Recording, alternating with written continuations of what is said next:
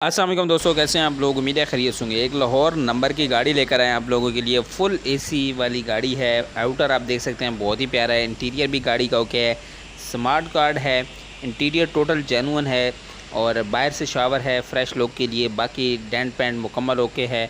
Fresh तैयार शुदा गाड़ी है और मेंटेन मैकेनिकली इलेक्ट्रिकली गाड़ी बिल्कुल ओके है।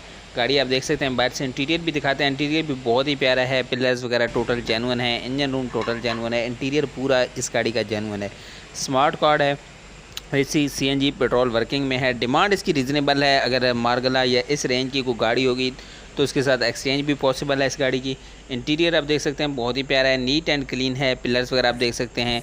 इंटीरियर टोटल जेन्युइन है गाड़ी का। डिमांड इसकी जो है वो है 3,80,000 रुपये। ये डिमांड है, फाइनल प्राइस नहीं है।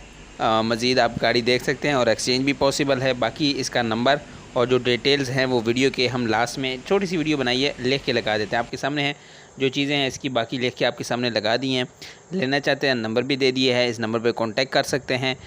बाकी उम्मीद है आपको वीडियो पसंद आई होगी। वीडियो पसंद आई उस अफजाई के लिए लाइक करें। इस तरह की मज़ीद वीडियोज़ के लिए चैनल को लाजमी सब्सक्राइब करें। ये 1-2 वीडियोज़ हमने लाहौर नंबर की लगाई थी, बहुत सारे दोस्त कहते थे।